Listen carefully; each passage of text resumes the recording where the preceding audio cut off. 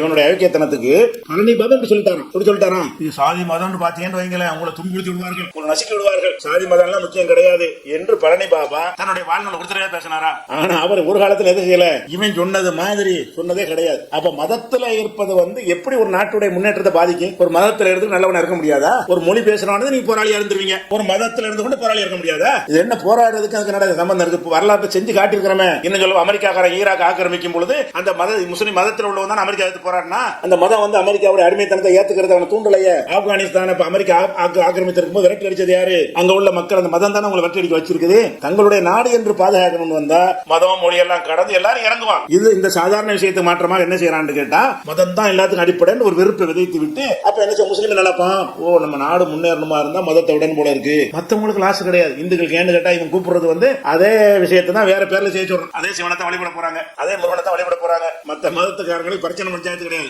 முஸ்லீம் கிறிஸ்தவன் என்ன செய்யறான், நீ அதை விட்டுட்டு வா வந்து எங்க வர்றது, எதுவும் இல்லைன்னு வாங்க கூப்பிட மாட்டேங்கிறான். இதுக்கு வாங்குறான். மதம் வேணாம், எது வேணும், நான் உண்டாக்கின மதம் வேணும் அப்படிங்கிற சொல்றத பாக்குறோம். அப்ப இந்த இது சம்பந்தமாக பழனி பாபா சொன்னாருங்கிறான்ல, பழனி பாபா இவன் என்ன சொல்லிருக்கான்னு பாருங்க. இவன் சொன்ன மாதிரி ஒரு தடவை சொன்னாரா, என்ன சொன்னான்னு பாருங்க, ஒண்ணு பாருங்க.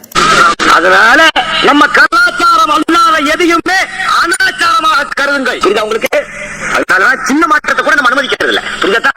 சின்ன மாற்றம் எங்க போய் முடிச்சு கலையை வாங்கிட்டு உள்ள வெளியே வந்துருச்சு. என்ன ஆயிடுச்சு? காவடி தூக்குற நிலைமைக்கு ஆச்சு. காரணம் அதை நான் வேண்டாம் சொல்லல.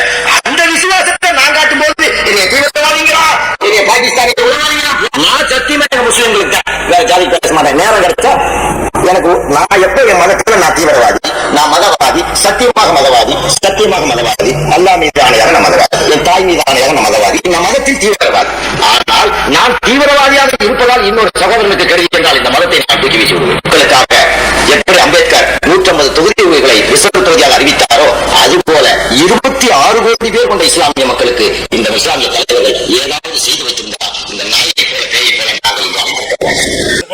முறையில உள்ள வேலையை செய்யணும். அவங்க ரிசர்வ் தொகுதி உண்டாயிட்டு போய் நீங்க என்ன பண்ணீங்க அப்படின்னு கேட்கிறாரு. அது மாதிரி அவர் என்ன செய்யறாருன்னு கேட்டா, அவர் வாழ்ந்த பொழுதெல்லாம் இஸ்லாத்தை விட்டு பேசல. அவருக்கும் கருத்து கொள்கையில நிறைய நமக்கு மாறுபாடு இருக்கிறது. அதுக்காண்டி இஸ்லாத்தை விட்டாதான் உனக்கு தீர்வு, இதை முட்டுக்கட்ட அப்படின்னு பேசினால் முஸ்லிம்கள் அவரை ஏத்துக்கிட்டு இருந்திருக்க மாட்டாங்க. அந்த காலத்துல அவர் பின்னாடி போனதே இவர் இஸ்லாத்தை பேசுகிறார் என்பதற்கு தான் பழனி பாபா பின்னாடி போனாங்க. அவர் பேரை சொல்லியே நம்ம கையை எடுத்து கண்ணை குத்துருக்கிறார் செய்யறாங்க. என்ன செய்யறான், பழனி பாபா மதத்தை அப்படி சொல்லிட்டாரு, அதனால மதத்தை தூக்கி எறிஞ்சிட்டு பழனி பாபா மக்களை என்கிட்ட வாங்குறான். இந்த பழனி பாபா விரும்புற மக்கள் விளங்காதவர்களுக்கு என்ன செய்வாங்க, ஓ பாபாவை சொல்லிட்டாரா, அப்ப நம்ம இஸ்லாத்தை விட்டுட்டு என்ன செய்வோம், தமிழ் மதத்தில் சேர்ந்துக்கிறோம் நினைக்க பாக்குறான். எவ்வளவு பெரிய வஞ்சகனா இருக்கான்னு விளங்குறாங்க.